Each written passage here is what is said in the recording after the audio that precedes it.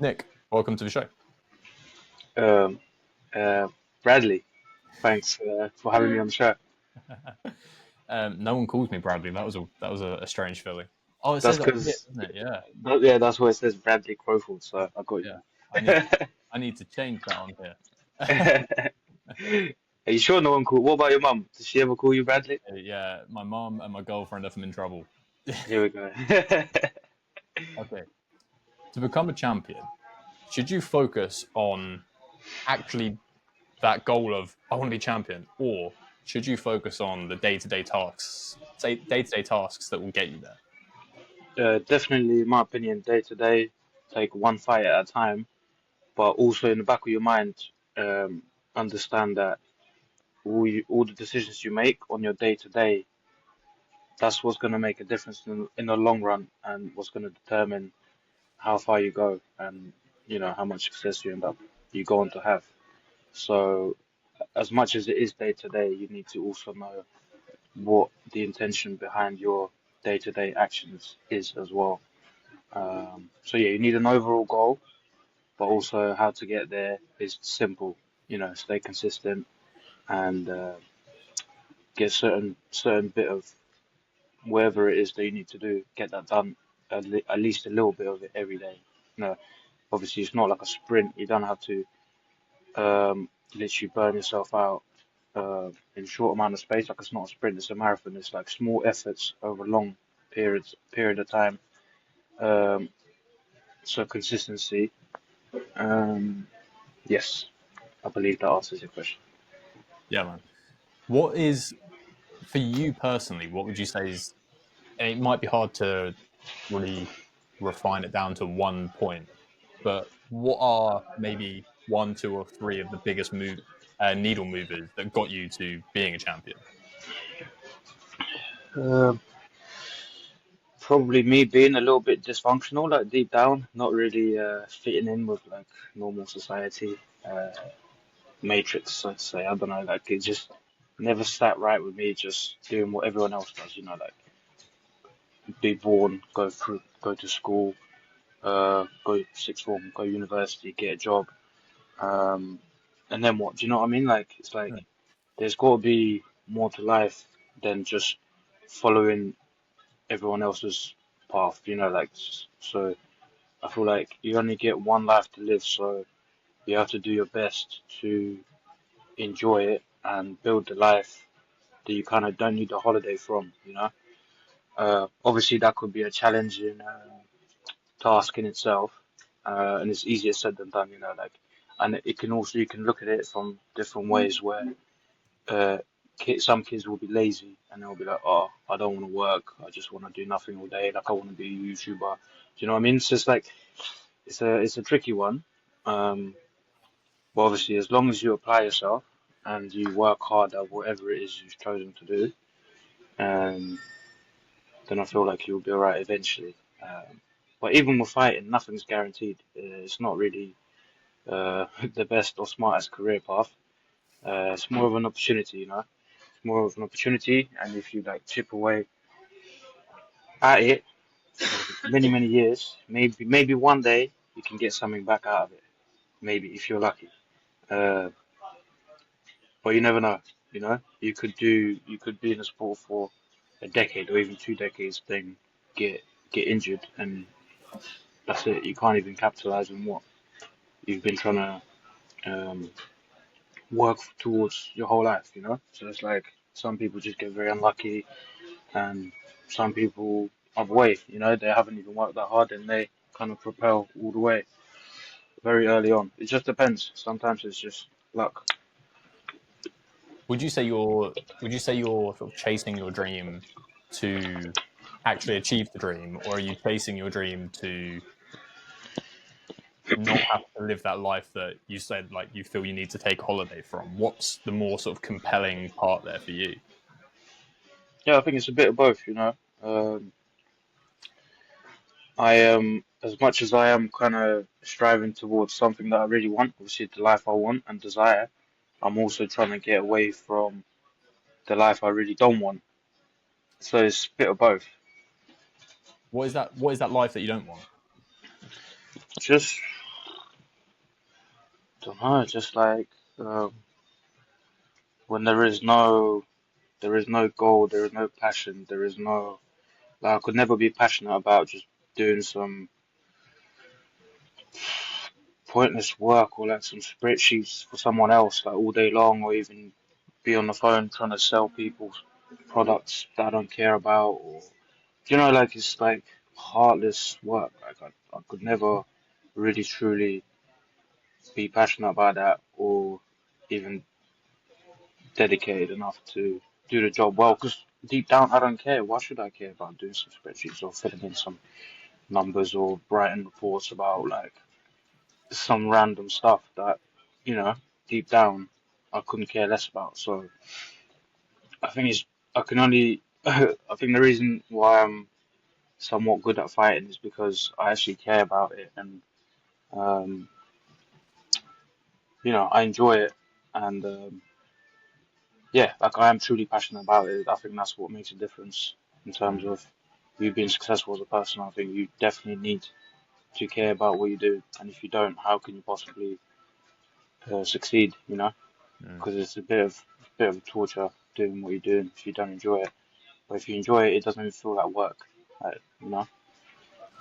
Yeah. Do you know who James Smith is called? James Smith. Yeah. Do you know who he is? No. He's like a sort of started out as an online PT guy. Now he's doing a Oh, lot of. I know. Sorry, I actually know James Smith. Yeah, he's trained with Jay Bartlett. Jay Bartlett, who's a very good jiu-jitsu coach actually as well, and I train with him every now and then. Okay. His academy is very close to my house as well, actually. And actually his birthday was also on the day of my fight for the belt. And Oh wow.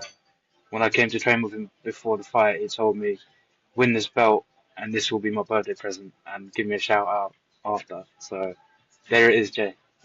Happy birthday. Um, he said he was talking about like people who sort of do that career path that you're essentially talking about, where they don't really get anything sort of more than just a paycheck from it, but they're still managing to get by and be relatively successful in the role. But then they're too scared to start doing something that they really want to do. It doesn't have to be fighting, but whatever the fuck they want it to be. It can be making cookies and selling them. Like it could be fucking anything. But they don't do it because they're scared that they won't be successful.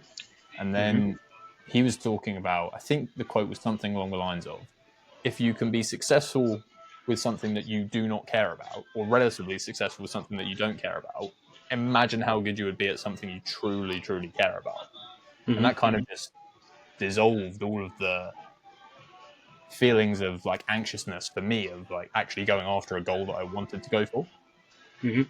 But it's true because even with training, I don't always want to train, like especially being a professional fighter slash athlete, there's pressure on you to be, training all the time. It's not even if you don't want to train, especially in camp, in the lead up to the fight, you have to train. And on the days you don't want to train, on the days you feel battered or tired or even like slightly injured, you have little niggles or you're ill, whatnot, like you have to get the weight off, you have to do. You have to diet down. You have to lose a lot of weight. There's a lot that goes into it that it's part of the game, but you don't necessarily want to do it. But you signed up and it's part of it, and it's what has to get done. So that's where that comes in. Like obviously, I don't want to be on the treadmill for an hour after like a team wrestling session where we already do like 8 5-minute rounds, and I've got to jump on the. Most of the time, the treadmill's been broken last camp, so I just go on the bike and do it on the air diamonds. I didn't want to do it, but it just had to be done. And obviously, what you said that relates to that. Doing things you don't want to do, like you love them, type of thing. But that's where discipline comes in. Um, so yeah. Mm. I wonder sometimes, like I'm not a professional fighter, like I train a bit, but I'm not a professional fighter, and I do wonder sometimes, does being a fighter at a really high level kind of take away some of the joy from just generally training martial arts a little bit? Um, Sometimes it can do. especially in camp, you can definitely feel a little bit burnt out and feel like you don't even want to do it no more. But I feel like me personally, generally, like I love training, and that's what actually makes me feel good and makes me feel myself. Makes me feel calm and reassured um, and generally happy. Uh, that's partly why I'm choosing to do what I do because you want to be a fighter, you need to be training all the time. I want to be training all the time. Like I enjoy training all the time. So it goes hand in hand. Obviously, the more training you do, the better you're gonna get. But like I was saying, in camp, yeah, you might get burnt out because there's a lot of pressure, there's a lot of stress, um, a lot of expectation. Your personal life can get on the way, um, and just the overall intensity, it can get to. Um, so yeah, at times you feel like you don't even want to do it. You don't even want to watch fights after being in the gym all day, like training, teaching, doing PT, teaching classes, talking about fighting, thinking about fighting, doing interviews about fighting, searching up your opponent, doing research on them. Do you know what I mean? You don't want to watch UFC on the weekend, like you're just burnt out. You just want to watch some random series to get your mind off. But I feel like more so after the fight, it's like like where you just want. It's the time you really enjoy your training because there's no pressure, and it kind of takes you back to the days when you were young and you were just starting to train. And you just wanted to do it just to improve yourself and be the best you could for the upcoming competitions, like basically focusing on improving your skill set, and just your shape overall. I feel like this is the stage I'm at the moment, because fights out of the way now, so I can just relax and train for my own enjoyment. There's no pressure for me to be training, to be doing this session, that session, or waking up early, traveling to the gym, hour 20, whatnot. Like, if I'm a little bit tired, I'm not going to train. But more than likely, I'm still going to train a little bit every day because, like I said, that's what I enjoy doing. But now I can enjoy like lifting weights a little bit more, getting pumped, getting big, getting strong, feeling good about myself. Uh, so that's the strength building phase that I'm feeling excited about right now. How do you feel when, say, you have like a fight camp or a fight booked, or you know you're about to get a fight booked? Do you are you someone who enjoys having that singular focus of I've got this on this date to really dial in on, or are you someone who generally likes a little bit less sort of singular focus? I don't know if I necessarily worded that correct, but do you kind of get the idea of what I'm talking about there in terms of like that singular Yeah, focus? yeah, it's good to have a fight booked, um, because it really like locks you in. Like you start getting a tunnel vision, and everything you do, there's like a bigger purpose behind it. So it's like there's a real reason for you to be pushing yourself and sacrificing things. Whereas when you don't have anything signed for, and even if you like have a date in mind and you're just training for a date, it's not the same as when you actually have a signed contract, um, with a person's name on a piece of paper. Then you know it's real, and you know they've signed the same piece of paper, and you know they're thinking about you, and everything they're doing is with purpose to defeat you or do some sort of damage to you or beat you, or even them signing, it's already like a challenge. They obviously believe they can beat you, so now it's personal. So for me, definitely as soon as it's signed and agreed, um, pretty much my whole life's purpose is to be ready for this fight. You know, whatever I'm doing, I'm always in the back of my mind. Um, so yeah, I definitely do like have something in the pipeline or like agreed, like with good notice. I don't like when I'm getting ready for a date and there's still no opponent 6 weeks out. I don't like that. You know, like at least 8 weeks is good. Um, but sometimes people pull out, or and then you have to change with opponent, and you have to wait to see if they accept. Most of the time, negotiations fail. They go on to try find you a different opponent, and all these things. And I've had it many times. I didn't have anyone. Uh, for the week before the fight, and I spent a lot of money, time, and effort in training and sacrificing and bringing my body weight down for the day without an opponent, and then they couldn't get me an opponent in the end, and so all of that was a bit, um, unfortunately, for nothing really. Obviously, you still improve, you still get better in camp and doing the things that you do to get ready for a fight, but it's really frustrating when things like that happen. So yeah. Um, when you don't have anything signed or coming up, you more just relax and you just work on improving your game and different areas for martial arts overall. Yeah, I can imagine that must be so fucking frustrating when either someone pulls out or you don't end up getting a fight. I had a got a mate, yeah, it's Chris Price fights in Cage Warriors as well. Don't know if you've heard of him. Yeah, crazy horse. Yeah, yeah, crazy dude.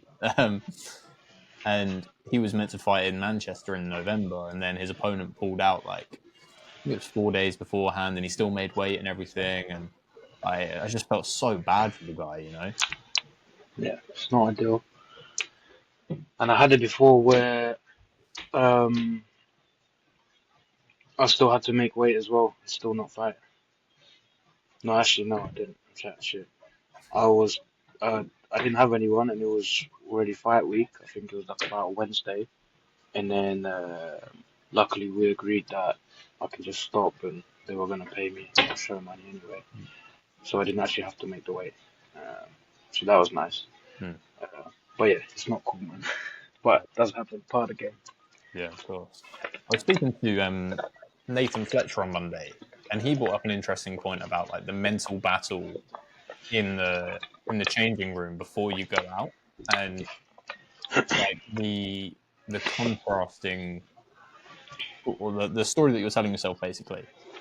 And one of the interesting points was about like it doesn't really matter what the other guy is thinking, but sometimes you can let that concern yourself too much.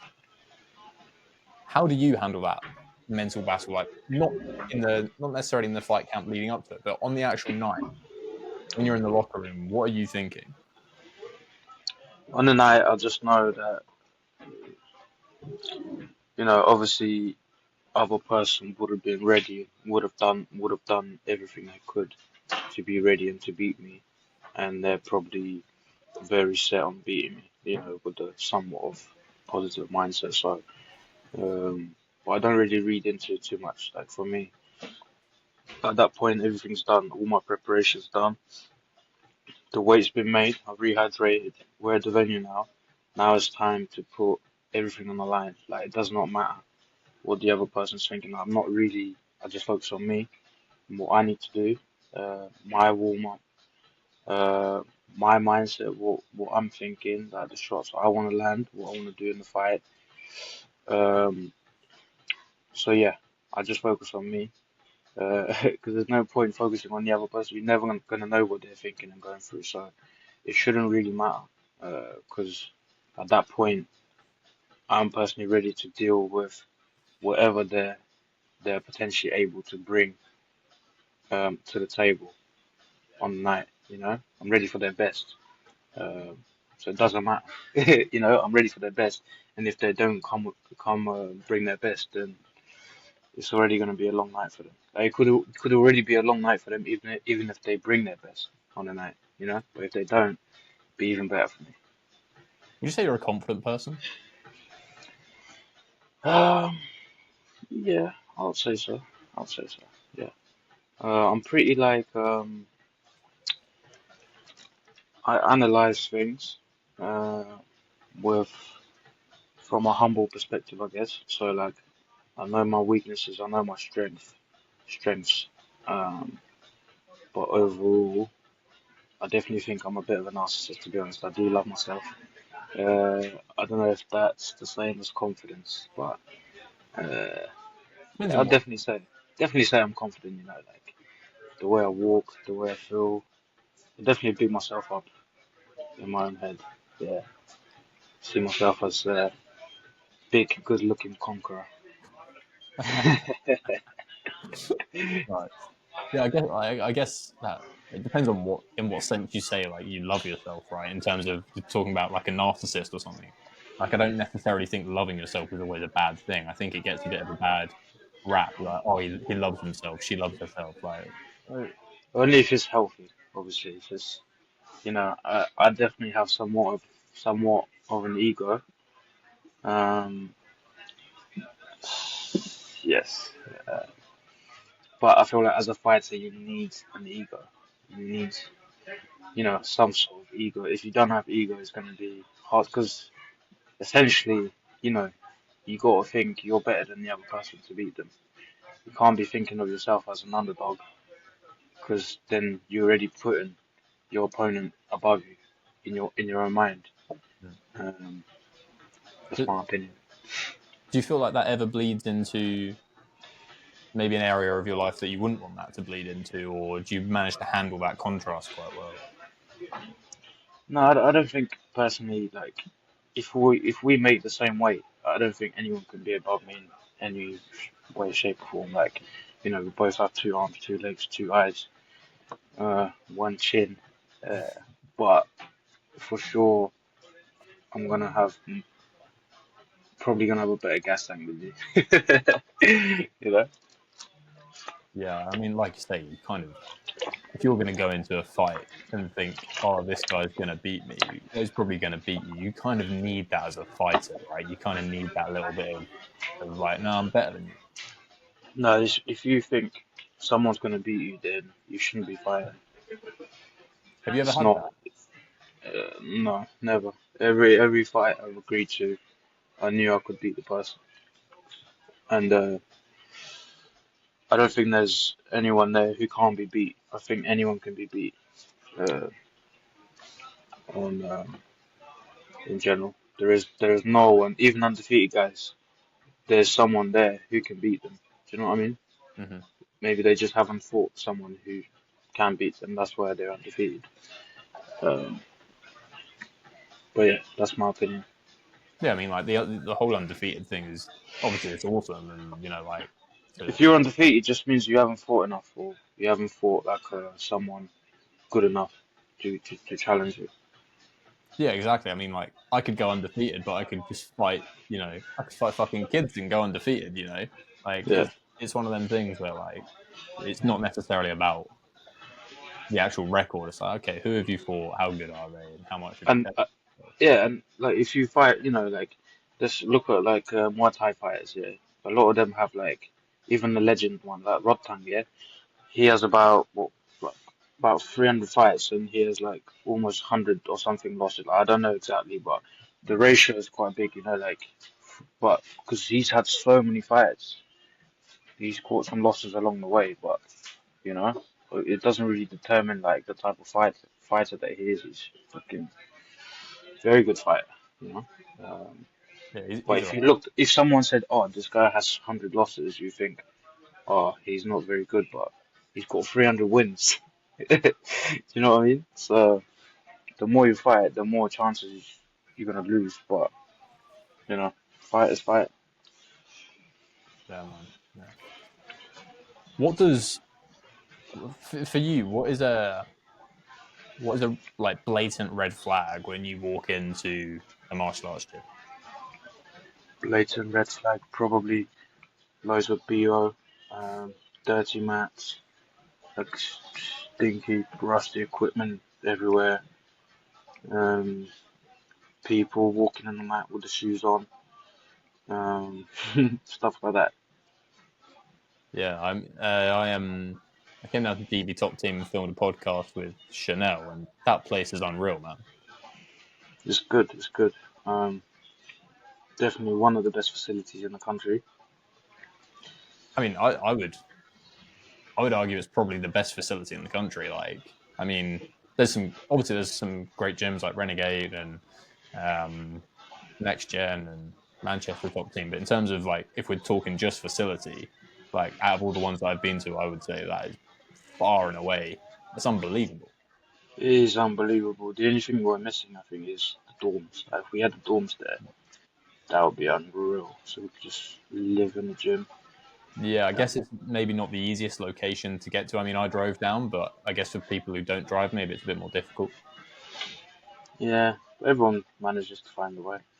Where there is a will, there is a way. Yeah, yeah. So, okay, in obviously like cleanliness, tidiness, and rusty equipment and that. But aside from that, in terms of maybe like coaching and the actual training itself, what for you is something where you go, okay, this is not a good look. I mean, obviously, if I see a coach explaining something that I personally don't think is a real technique, and then, if anyone was to question it, like maybe they would just like shut them down rather than being open to explaining Mm, and being open-minded about it, or even admitting potentially that they might not know everything and there might be a better way or whatnot. Do you know what I mean? Like really like closed-minded, egoistic coaches. Um, and obviously like as well look at the students if they look like they know what they're doing, then you can assume that the coaching is decent as well. But if they all look a bit all over the place, then you're kind of going to assume that's the standard of the gym, not very high. mm, yeah. How do you first of all, how long have you been at GB Top Team? Since the start. Started training with Brad when he was still at Team Titan, and then Brad went off to open his own gym, and officially we started training as a GB squad in our own little group using other people's gyms before Brad opened up the main facility. So the team was already formed, but we used other people's gyms facilities to do our training in, and we just bounced around like all over the London. Like we trained at Stronger MMA in Morden. We trained at Urban Kings in King's Cross. We trained at Fight Zone, um, and probably like a few other gyms as well. And then Brad opened his gym, and yeah, we've been there ever since. I don't even remember how long the gym's been open for now. Like maybe like around 5 years, maybe less, 4 years, Mm, something like that. yeah. How important is that? Like that that high level team? And obviously, like we mentioned, the facility, but like how important for you is that group of people that you surround yourself with? It's very important, of course. Like you're only going to be as good as the people you're training with. So as much as it is an individual sport, you need a strong team that you can learn from, and so that your teammates can push you as well. Um, yeah, because if you're not getting pushed in training and have everything your way, then you're just never going to level up. In general, for your development as a martial artist or a fighter, I feel like you need to be training. You need a mix of three. Yeah, number one, you need to train with someone who's a lot better than you every now and then. Most of your training should be with someone who's kind of on a similar level with you, and then every now and then go with someone who's just below you a little bit as well, so you can just practice certain things without the pressure of competing and losing and whatnot. Um, You so say yeah, that the majority should be with someone who's a similar level to you. I think so. Yeah, I think so. Obviously, in camp, especially, you want to have someone who's going to give you like a good level of resistance um, in your session. Because if you just steamroll through them, then you're not getting pushed. But outside of training camp, I'd say people your level are a little bit worse just so you can practice your game. Yeah, yeah. That makes sense. That makes sense. How was it choking out my mate, Big Boy? Mate, it was a bit worrying because I did not know he was out, and I was counting on his cameraman to tell me that he was passed out, and the cameraman was just filming. So as I'm choking him unconscious, I could feel that he kind of went limp, but I wasn't sure because his arm was just flopping like this. So as I'm choking him, I have to try and look around to see if he's still there. And I I'm think I right. realized he wasn't. I realized he wasn't, so I let go, and there he is. He's out. And then we look on the video, and he's been out. I've been choking him unconscious for like maybe 10, 15, like close to 15 seconds after he passed out. And it's just not a good look, is it? Like just choking on someone who's already out. It's like Jesus Christ. I mean, he signed up to it though, right? Like, Well, he didn't even explain it very well in the post. Uh, he didn't even explain what the thing was. Like, it just kind of threw me under the bus, trying to get me cancelled. But yeah, obviously for everyone's information, he asked me. No, so the setup was if I can get the choke in within 1 minute, then I have the right to put him out, yeah, and I did. But obviously, no one told me he was out, so I just held on for a little bit longer. he's a big guy. He can take it. It's cool. Yeah, it's cool because he survived, but if he died, there would be problems. I mean, yeah, wouldn't be ideal. But I mean, it looked like he was sort of when I watched it for reference for yourself, I guess. I didn't think that was what happened. I thought he was just holding out for a while. I didn't actually think he was out for as long as you're saying he was. Yeah, I mean, I don't remember the exact time, but I held on for way longer than I should have. Obviously, unintentionally. Yeah, Yeah, you get people like I love him. He's a great guy, but he's fucking mental. He's absolutely like he's off his rocker. Like I don't ever get that. Like, oh, do you reckon you could beat me up thing? Like fucking. I know that's not how he was approaching it, but like that question of like, oh, do you reckon you could beat me up? It's like, mate, you're a professional fighter. Obviously, you could beat someone who doesn't train up. Do you know what I mean? of course, I think he understands that, but obviously, he probably sees a path for him with this content creation, and he knows he can withstand a certain amount of damage, and he knows that's what people want to see. Yeah, Um, so he probably he can see, he's got tunnel vision, which is fair play to him. I hope it works out for him. Otherwise, he's gonna end up with a lot of injuries for nothing. yeah. I'm not necessarily talking about just him. Like, I think he's coming more from a place of content creation, but like those people who are, I'm essentially talking about guys who don't train but have this weird sort of like version of themselves in their head that thinks they are able to handle themselves way better than they are. And I don't know. I think maybe like people just benefit from having literally one jujitsu session, even a fucking karate session. You know? I don't know about karate, but definitely jujitsu. Or like, yeah, jujitsu. Jujitsu is safe because you're not getting punched or kicked. Anyone can do it. If you have an office job, you can do like hard grappling rounds beforehand and be alright, unless you get accidentally elbowed or headbutted and get a cut on your eyebrow, which I actually had when I was Oh, doing a round with a spastic, and we just clashed heads, and I went got a fat cut under my eyebrow, just bleeding everywhere. I was fuming. do you, Obviously, shit happens, but yeah. do you train with like I don't know the best way to say it, but like people who aren't professional fighters or amateurs? Like, do you train with people like that often to avoid, or maybe you don't to avoid that sort of thing happening? No, not too often. Most of my training is with protein.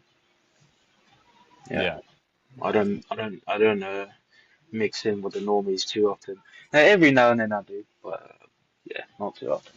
yeah. I Because feel like sometimes you get like some like really excited guys, or they know like you're a professional fighter, so they're gonna start try to take your head off. But it's just like, what are we doing here? Because if I really wanted to put my foot on the gas, like I can hurt you really, you know. And I most of the time, if they step out of line, then it makes me have to do that to them, and it just becomes like an ego round. hmm. Uh, so it's a bit unnecessary. So to stop that from happening, you just take yourself out of that situation and just don't do it. I think it comes from that place of them being unconsciously incompetent. Like they're Yeah, not but aware. most of the time they'll just up the pace purely off of their insecurities anyway, just because they feel a little bit threatened in the moment. So it's just a bit, and especially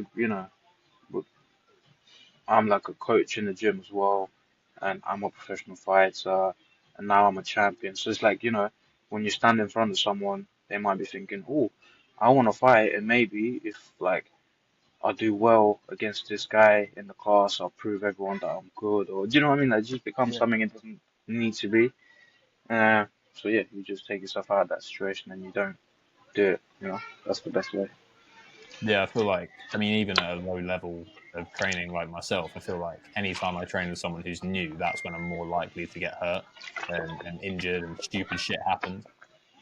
Yeah, like even in pro session, sometimes we have people joining and I don't know who they are, so I don't necessarily want to train with them just because I don't know what they're like. They could be crazy and go for like knee locks or like certain moves where you can just get injured and it's not worth it. And I have had a round like that, and the guy went for like I don't know what the move is called, but it's like oh like a scissor sweep. You know scissor sweep? Yeah. Yeah, and he just recklessly jumped for it. Luckily my knee was fine, but the way he fell off of my knee, like my knee could have gone in and I could have badly got injured, but it was fine. Like my leg was like uh, went in the right direction. And he couldn't sweep me or not. Like I dominated the round. Like, it wasn't an issue, but the fact that he just committed to that move full power and he just put me at risk of getting injured, like it's very not worth it to be honest. Mm. But a couple more questions for you. What for you personally does achieving greatness mean? Achieving greatness. I mean, I guess everyone's greatness is going to be different, isn't it? But for me, greatness is uh, propelling to the top of the sport, I guess, and really being like one of the best, if not the best, and just showing like the best account of myself every time I fight, and even outside of fighting, just on my day to day, how I carry myself with respect, uh, how I treat other people, how I use my success to help others, I guess, as well. Uh, how I managed to make a difference, just even like asking someone how their day was, and it could like not just me, anyone. Like sometimes you can just make someone's day just by asking them how they are and how it's going, Sometimes, um, so yeah, just I guess making a no, making a positive difference to the world or people around me in some ways, in positive ways. I guess that's what greatness would mean for me. So it's not just a competition thing. Like it's how you can then help others with that. Yeah, because ultimately it's like you can have all the success in the world, and yeah, you're gonna feel accomplished, but it's what you do with that success is what makes you who you are. How you influence other people, um, how your presence makes other people feel. You know, Mm. um, if I'm successful, but people can't stand to be around me, I wouldn't want that. I want to be someone who who people want to be around, and when I'm there, I want them to be happier because of it, type of thing. Yeah, it's refreshing to hear that sort of take on it. So if I ask that question, usually some people will just ramble on about all of the great successes that they want to achieve with their life, and hey, that's awesome, right? Like that's obviously part of greatness is having that. But I think it is so super. I think that's the biggest thing about martial arts is like how you can pass on things to the next person to you. Well, I feel like, not feel like, early on in my teenage years, like I was writing down, self affirmation things like, I'm gonna be this, I'm that, blah blah blah. And one of the things I was writing was that I inspire millions and billions of people around the world. So, um, if if I can inspire someone along the way and inspire them to go and do big things and change their own life and push themselves and dedicate themselves and commit themselves and just be a better person and human in their life, then that will bring me loads of happiness and fulfillment. I love that, man. I love that. Is there anything that you want to promote whilst you're on here? Promote, I guess, if you want to do a PT with the champ or like a seminar, hit me up. Message me on my socials. Nice, man. Nice. Well, thank you so much for coming on the show, my man. My pleasure. Thanks for having me.